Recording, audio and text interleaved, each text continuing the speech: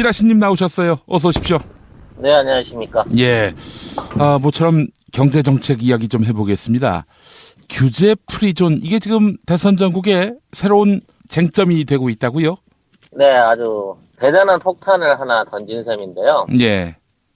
이 규제 프리존 정책은 박근혜 정부의 예. 핵심 경제 정책이기도 하고요. 예.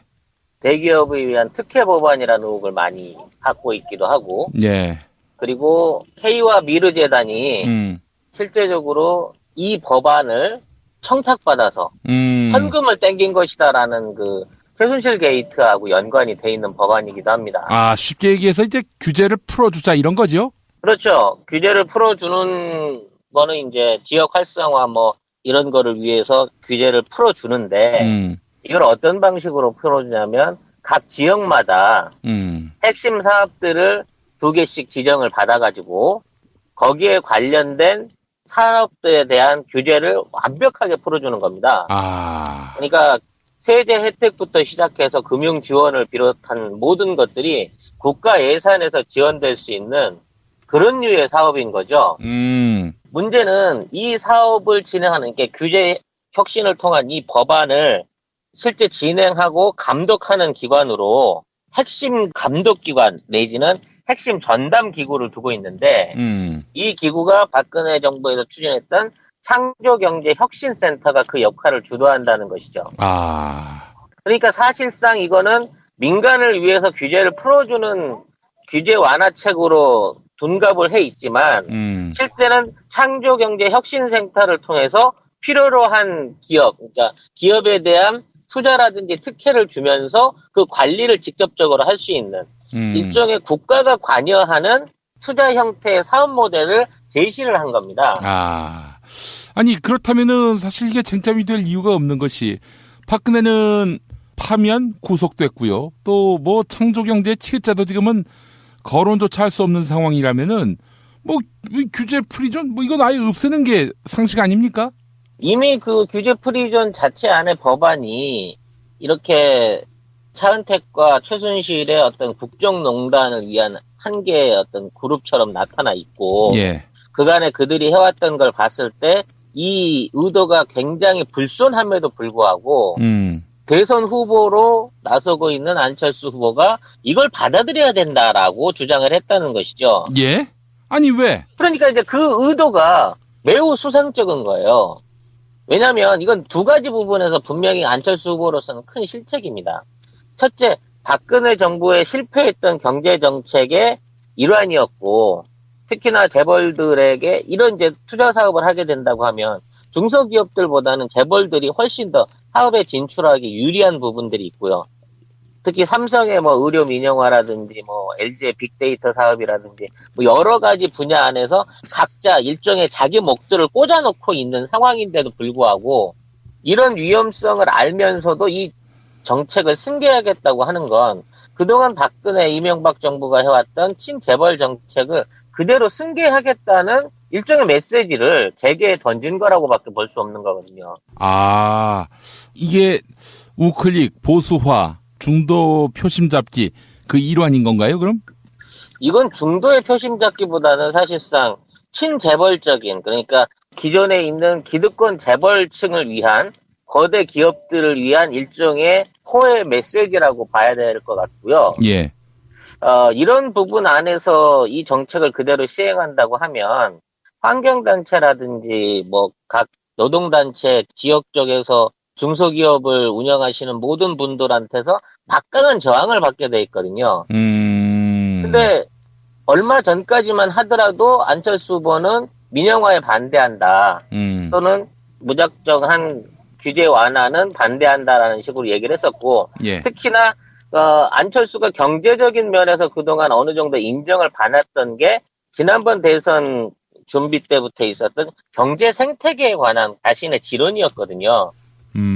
그러니까 안철수는 그동안 바닥부터 창업하고 시작하는 중소기업들이 생태계를 이뤄서 성장을 해야 모든 경제 순환 구조가 정상적으로 돌아간다라는 이론, 그게 생태계 경제론을 앞세워가지고 그동안 많은 젊은 청년층이나 어떤 중소기업자들한테서 호응을 받았던 바가 있는데 예. 지금 이런 얘기는 그동안에 해왔던 모든 얘기들을 다 뒤집어버리는 자신의 경제정책 하나를 또 뒤집어버리는 결과라고 볼 수 있는 거거든요. 예. 그래서 안보에 대해서 사드 배치에 대한 부분을 당론으로 받아들여서 사드 배치하겠다라고 주장한 부분부터 시작해서 하나씩 본인이 지금 해왔던 정책들을 우클릭 해가고 있는 일환 중에 너무 그 국민적 저항이 클 수 있는 재계에 굉장히 큰 폭탄이 될 수 있는 발언을 했다라고 평가를 해야 될 것 같습니다. 예. 아니 근데 사드 얘기가 나온 김에 문재인 후보도 북한이 추가적인 미사일 실험 발사를 하면은 이 사드 도입하겠다 이런 입장을 또 밝혔단 말이죠. 이건 어떻게 봐야 됩니까? 현재 사드 부분에 대한 거는 거의 도입이 확정됐다고 봐야 되는 거고요. 발사 포대를 비롯한 레이더까지 이미 대한민국 영토 안에 들어와 있는 게 확인이 됐기 때문에 이미 거의 불가역적인 상황이라는 점은 어쩔 수 없을 것 같습니다. 근데 그거는 제가 봤을 때 그다지 이렇게 설득력이 없는 얘기예요. 아니 우리 국민들이 반대하면 있던 포대도 나가야 되는 거 아닙니까? 아니 다 같이 뜻을 모아도 모자랄 형국에 이렇게 뭐 미국이 힘을 쓰고 억지를 부리면은 뭐 받아들여야 한다. 저는 여기 동의할 수가 없을 것 같은데요. 물론 그렇습니다. 근데 이 불가역적인 상황을 역전시키기 위해서는 우리가 미국 측에 제시할 수 있는 외교적인 카드라든지 그와 맞먹을 수 있는, 대항할 수 있는 카드가 있어야 하는데 우리 측에서 그게 없다는 점이 매우 치명적인 것이죠. 즉 미국과 거래를 할 수 있는 카드가 없다는 게 지금 가장 큰 문제입니다. 이러한 카드를 확보하기 위해서는 우리가 대북 관계에 있어서 뭐 남북 대화를 통한 해결 방안을 제시를 한다든지 뭐 경제적인 부분이라든지 뭐 여러 가지 교역을 통해 가지고 우리가 북한을 어느 정도 통제할 수 있다라는 증거를 보여줘야 되는 건데 지금 있는 상황에서는 그러한 외교적인 카드가 없는 것이거든요. 그래서 저는 이번에 문재인 후보의 발언에 대해서는 이거를 사드 배치를 용인하겠다는 게 아니라 조건부의 사드 배치에 대한 정책의 변화를 암시를 한 것이고 이거는 북한에게 새로운 태도의 변화를 요구할 수 있는 또 그러한 협상을 이끌어낼 수 있는 의지를 보여준 표명이 아니냐라고 분석을 하고 싶은 거죠. 예. 그래서 무조건 그 사드 배치에 동의하겠다고 하는 의견으로 받아들여서는 안 된다고 보는 게 제 의견입니다. 안철수 후보 역시 지금 입장은 나라 사이의 그 합의를 쉽게 엎을 수는 없다. 이거 아닙니까? 뭐 그런 의미에서 보자면 그건 역시 사드 용인이다. 이렇게 보기는 좀 무리 아닐까요? 지금 안철수 후보의 워딩의 더 큰 문제는 이게 국가 간의 협의라고 지정을 하고 있는 부분입니다. 사실 사드는 우리가 나서서 배치를 하겠다고 청와대가 먼저 앞장을 섰고 국방부가 그 후에 그것들을 따라가고 있는 형국이긴 하지만 국가 대 국가의 협정이 이루어졌다든지 거기에 관련된 협의서가 있다든지 하는 내용이 아닌 거거든요.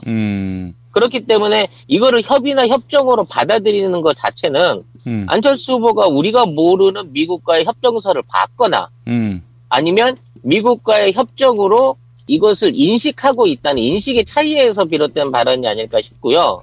지금 사드 배치의 부분은 사드 자체가 대한민국에 현재 들어와 있고 그 배치가 진행 중이라는 선에서 이거를 완결시키고 이거를 정식적으로 무기화시키거나 완전한 포대화시키는 과정까지는 어떻게든 시간을 끌어가면서 협상의 여지를 만들어내는 외교적 수완이 필요하다고 봅니다. 예.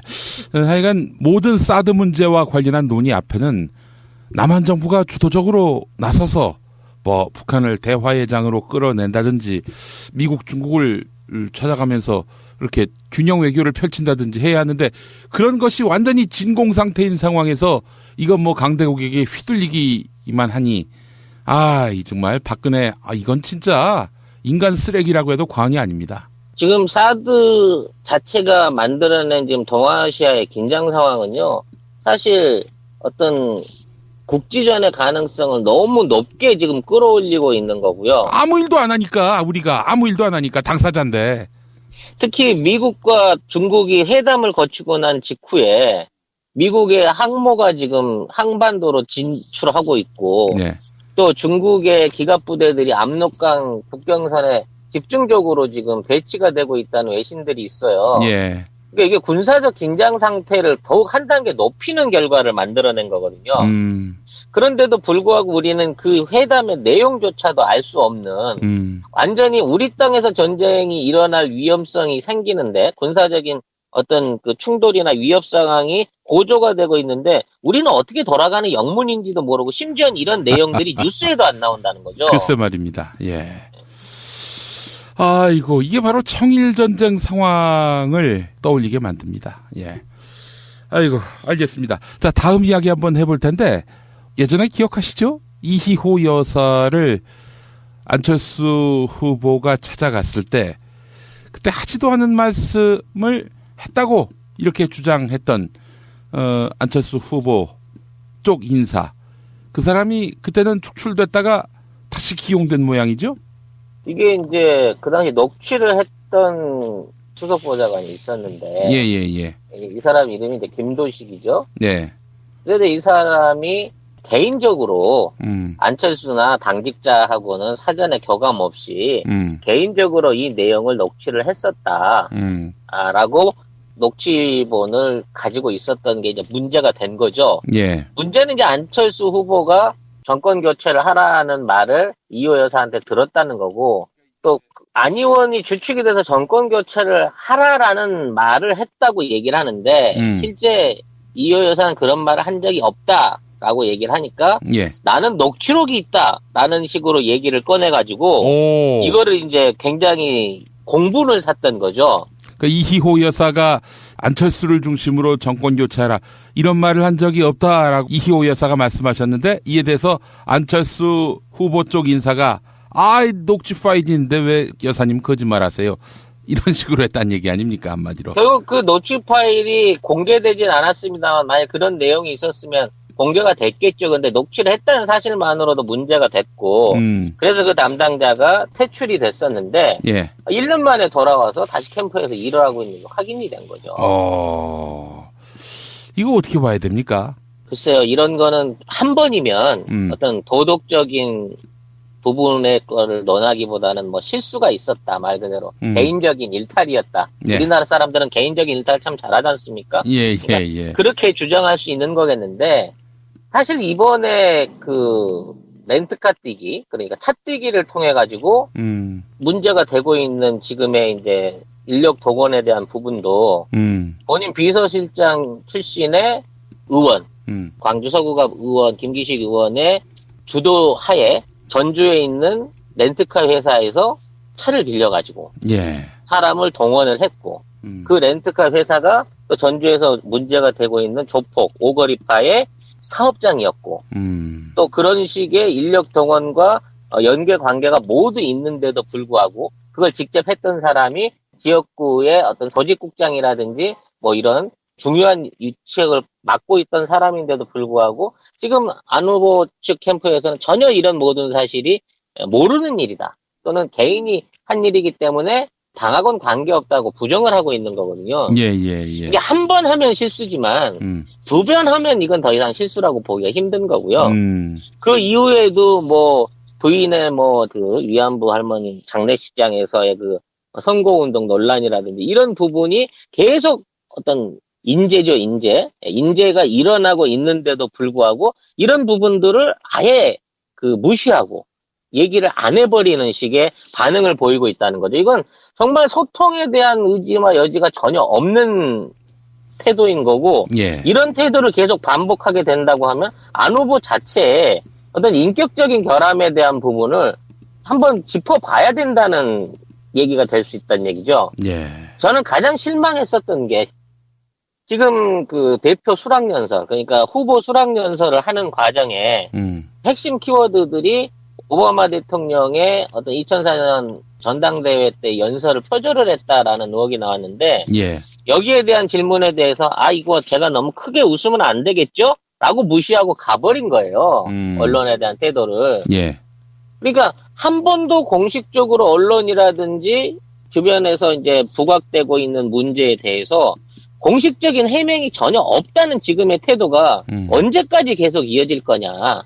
뭐 딸의 재산 공개 문제 부분부터 시작해서 어마어마하게 많은 지금 어떤 의혹들이 들어가지 않습니까? 예. 근데 이 모든 검증을 하지 않으려고 하는 안철수 후보의 태도는, 이거 어떤 공직에서는 더군다나 대통령을 하겠다는 사람의 태도로서는 너무 부족한 게 아닌가라는 비난을 받을 수밖에 없다는 거죠. 예. 참, 답답합니다. 이 안철수 씨 이야기를 들어보면, 워낙에 그 분칠, 화장, 포장, 이런 것들이 많이 된 박근혜 한테 나중에 속은 기분이라고나 할까요? 왜 그런 기시감이 들지요? 사실 안철수라고 하는 사람이 전개에 나타난 이후로는 너무 꽃길만 걸었던 것 같습니다. 뭐 어떤 선거구의 선정에 있어서도 뭐 부산으로 가라든지 좀 더 험지에서 출마를 하라는 어떤 주변의 권유를 물리치고 전혀 생각지도 하지 못한 노원 쪽에서 이렇게 출마를 해서 당선이 된 부분도 있고, 그 과정에서도 그곳에서 지역구로 터잡았고 또 불이한 판결로 결국 삼성 봐주기 판결로 의원직을 잃은 노회찬 의원한테 전화해가지고 그냥 안부만 묻고 끊더니 뭐 내가 이 지역구를 가겠다고 양해를 구했다 이런 거짓말로 또 포장을 했었고요. 안철수 씨가 이거 그렇게 해서 또 이 지역구의 국회의원이 됐고요. 그렇게 해서 또 재선까지 했죠. 그래서 저는 이거 보면서 말이죠. 말씀하신 대로 꽃길만 걸었다. 이제부터 안철수 후보는 대선이라는 큰 선거를 앞두고 본격적인 검증 작업에 들어갈 겁니다. 이건 지금의 언론이 정말 기묘하게도 안철수의 그 의혹에 대해서는 이걸 전부 다 덮어주고 있는 형상을 끌고 가고 있는데요. 예. 본격적인 선거전이 시작되게 되면 이 모든 것들에 대한 의혹이 제기가 될 것이고 그 의혹에 대응하지 못하면 못할수록 안 후보 자체의 자질에 대한 평가를 낮게 받게 되는 계기가 될 수 있거든요. 예. 더군다나 지금 안철수 후보를 노리고 있는 또 강력한 저격수가 있지 않습니까? 예. 네, 같은 경남 경북권을 두고 어떤 보수의 표를 지키고 뺏어야 하는 경쟁자 관계인 홍준표 후보가 안철수 후보의 지금 의혹에 대한 엄청난 말들을 쏟아낼 걸로 예상이 되거든요. 예. 과연 그랬을 때 지금의 태도만으로 안철수 후보가 예. 지금 있는 의혹을 불식시키고 국민들한테 신뢰를 받을 수 있는 어떤 후보로서의 위치를 잡을 수 있을까? 이런 방식으로는 곤란하다는 거죠. 예. 제가 생각해도 말이죠. 김대중 노무현 대통령의 길을 보면 가시밭길 아니었습니까? 뭐 수감되고 또 테러 당하고 그리고 대한해협에서 그 신체가 던져질 뻔도 했었고요. 온갖 풍상과 고통 속에 인동초가 된 김대중과 질게 뻔한 그런 곳에 나가서 판판이 지면서도 지역주의와 맞서 싸웠던 노무현의 역정. 여기에 비하자면은 이런 안철수에게서 우리가 어떤 그런 진정성과 감동을 얻을 수 있겠어요? 어떤 성공한 의사 또는 학자 그리고 기업인 사회의 기부를 이루어낸 어떤 기부천사 이 모든 이미지들이 이번 대선을 통해서 전부 다 검증받게 될 것이고 그동안의 행적들과 그 사람이 쌓아온 업적들이 사실 얼마나 불합리한 것이었고 또는 특혜에 의한 것이었나라는 부분에 대한 지속적인 질문을 받게 될 겁니다. 근데 안철수가 지금 당장의 기간이 30일도 안 남았기 때문에 그 부분은 침묵을 하거나 또는 아니라는 부정만으로 넘어갈 수 있을지 모르지만 앞으로의 정치 일정을 쭉 생각하고 이번 대선뿐만 아닌 차기 또는 그 다음번의 정치 행보를 생각하고 한다면 지금 있는 입장에서 안철수는 이 모든 짐을 지금 털어놓고 가야 되는 게 맞는 거거든요. 그렇다고 치면 이런 식의 어떤 의혹 제기라든지 주변 인사들에 대한 의혹에 대해서 좀 더 적극적이고 제대로 된 해명이 필요하다고 생각이 되고 또 그런 부분을 못 해내게 된다고 하면 주변에 있는 사람들의 어떤 필화로 또는 구화로 인해서 안철수 본인의 대선 가도에도 굉장히 막강한 저해 요인이 될 수 있을 거라는 거를 경고를 하고 싶습니다. 예, 알겠습니다. 규제 프리존, 이 박근혜 정책을 끌어안으시겠다. 이게 표가 될 수 있을 거라고 판단하는 것 자체가 얼마나 국민을 우습게 여기는지를 알게 하는 부분이 아닌가 싶은데요. 본인 스스로 이 실수를 빨리 바로 잡고 민주당 이유 없이 이 법안을 통과를 안 시키고 있다. 마치 경제 활성화를 위해서 민주당이 잘못하고 있다는 프레임만으로 이 얘기를 꺼냈다고 하면 그 후에 파급 효과를 생각해서 이건 빨리 철회돼야 될 발언이라고 조언을 하고 싶네요. 예, 예. 알겠습니다. 자, 오늘도 말씀 잘 들었습니다. 송명훈 소장님. 네, 감사합니다. 기업을 운영하시는 모든 분들한테서 막강한 저항을 받게 돼 있거든요. 근데 얼마 전까지만 하더라도 안철수 후보는 민영화에 반대한다. 또는 무작정한 규제 완화는 반대한다라는 식으로 얘기를 했었고, 예. 특히나 안철수가 경제적인 면에서 그동안 어느 정도 인정을 받았던 게 지난번 대선 준비 때부터 있었던 경제 생태계에 관한 자신의 지론이었거든요. 그러니까 안철수는 그동안 바닥부터 창업하고 시작하는 중소기업들이 생태계를 이뤄서 성장을 해야 모든 경제 순환 구조가 정상적으로 돌아간다라는 이론, 그게 생태계 경제론을 앞세워가지고 그동안 많은 젊은 청년층이나 어떤 중소기업자들한테서 호응을 받았던 바가 있는데, 예. 지금 이런 얘기는 그동안에 해왔던 모든 얘기들을 다 뒤집어버리는, 자신의 경제정책 하나를 또 뒤집어버리는 결과라고 볼 수 있는 거거든요. 예. 그래서 안보에 대해서 사드 배치에 대한 부분을 당론으로 받아들여서 사드 배치하겠다라고 주장한 부분부터 시작해서 하나씩 본인이 지금 해왔던 정책들을 우클릭 해가고 있는 일환 중에 너무 국민적 저항이 클 수 있는, 재계에 굉장히 큰 폭탄이 될 수 있는 발언을 했다라고 평가를 해야 될 것 같습니다. 예. 아니, 근데 사드 얘기가 나온 김에, 문재인 후보도 북한이 추가적인 미사일 실험 발사를 하면은 이 사드 도입하겠다, 이런 입장을 또 밝혔단 말이죠. 이건 어떻게 봐야 됩니까? 현재 사드 부분에 대한 거는 거의 도입이 확정됐다고 봐야 되는 거고요. 발사 포대를 비롯한 레이더까지 이미 대한민국 영토 안에 들어와 있는 게 확인이 됐기 때문에 이미 거의 불가역적인 상황이라는 점은 어쩔 수 없을 것 같습니다. 근데 그거는 제가 봤을 때 그다지 이렇게 설득력이 없는 얘기예요. 아니, 우리 국민들이 반대하면 있던 포대도 나가야 되는 거 아닙니까? 아니, 다 같이 뜻을 모아도 모자랄 형국에 이렇게 미국이 힘을 쓰고 억지를 부리면은 받아들여야 한다. 저는 여기 동의할 수가 없을 것 같은데요. 물론 그렇습니다. 근데 이 불가역적인 상황을 역전시키기 위해서는 우리가 미국 측에 제시할 수 있는 외교적인 카드라든지 그와 맞먹을 수 있는, 대항할 수 있는 카드가 있어야 하는데, 우리 측에서 그게 없다는 점이 매우 치명적인 것이죠. 즉, 미국과 거래를 할 수 있는 카드가 없다는 게 지금 가장 큰 문제입니다. 찌라시님 나오셨어요. 어서 오십시오. 네, 안녕하십니까. 예. 모처럼 경제정책 이야기 좀 해보겠습니다. 규제 프리존, 이게 지금 대선 전국에 새로운 쟁점이 되고 있다고요? 네, 아주 대단한 폭탄을 하나 던진 셈인데요. 예. 이 규제 프리존 정책은 박근혜 정부의 예. 핵심 경제 정책이기도 하고요. 예. 대기업을 위한 특혜 법안이라는 의혹을 많이 갖고 있기도 하고, 예. 그리고 K와 미르 재단이 실제적으로 이 법안을 청탁받아서 현금을 땡긴 것이다라는 최순실 게이트하고 연관이 돼 있는 법안이기도 합니다. 쉽게 얘기해서 이제 규제를 풀어주자, 이런 거죠? 그렇죠. 규제를 풀어주는 거는 이제 지역 활성화 이런 거를 위해서 규제를 풀어주는데, 이걸 어떤 방식으로 풀어주냐면 각 지역마다 핵심 사업들을 2개씩 지정을 받아가지고 거기에 관련된 산업들에 대한 규제를 완벽하게 풀어주는 겁니다. 그러니까 세제 혜택부터 시작해서 금융 지원을 비롯한 모든 것들이 국가 예산에서 지원될 수 있는 그런 류의 사업인 거죠.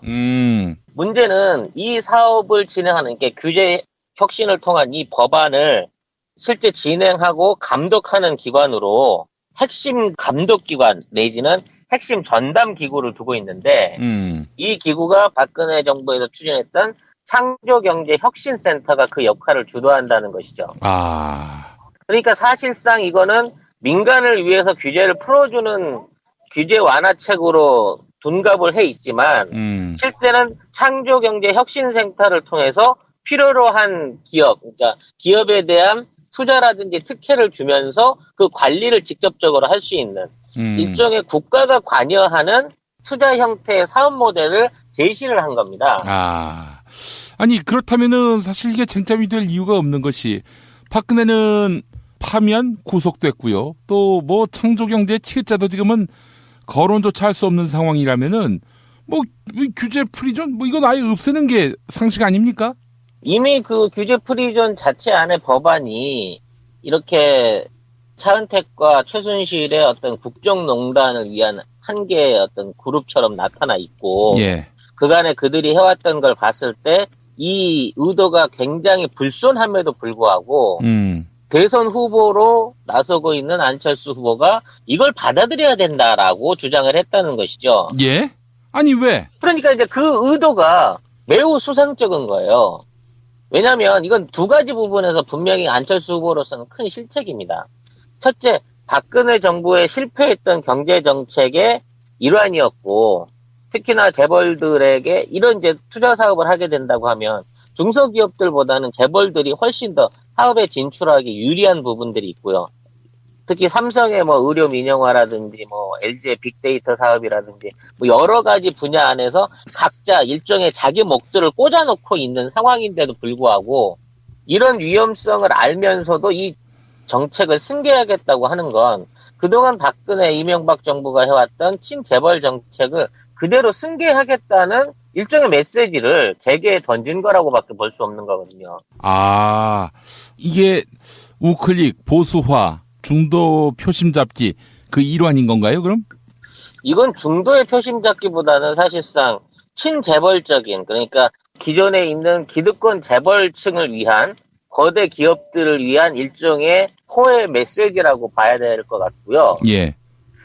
이런 부분 안에서 이 정책을 그대로 시행한다고 하면 환경단체라든지 뭐 각 노동단체 지역 쪽에서 중소